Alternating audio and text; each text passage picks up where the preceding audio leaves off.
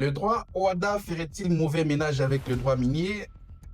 Telle est la question qui défilerait dans l'esprit de chaque scientifique. Eh bien, je suis Maître Landry Pongonia du barreau près la cour d'appel de Kinshasa-Gombe, formateur à l'ERS humain. La réponse à cette question fondamentale est loge dans cet ouvrage intitulé « Hypothèques et saisies immobilières des concessions minières à l'aune de l'OHADA ».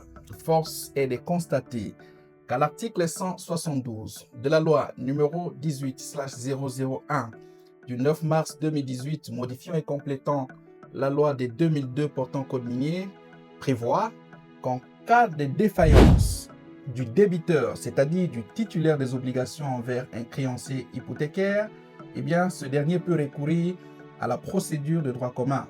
Et les droits communs ici en République démocratique du Congo, du moins dans l'espace OHADA, c'est l'acte uniforme portant organisation de procédures simplifiées des recouvrements et des voies d'exécution.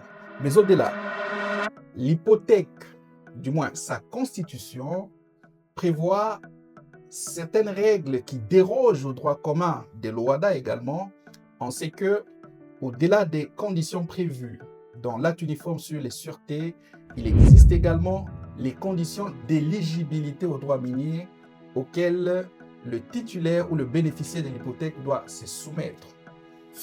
D'ailleurs, au-delà de cet élément d'éligibilité, le ministre qui a en sa charge les mines a la possibilité d'approuver une demande d'hypothèque ou de la refuser.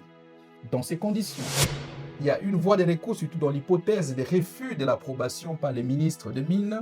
Il y a une possibilité pour le requérant de pouvoir ouvrir des voies de recours que nous avons largement analysées dans cet ouvrage, en commençant par un recours préalable et au-delà, aller devant le jugement ou plutôt des questions de fond sur la demande en annulation, encore un recours pour pleine juridiction. Je vous remercie.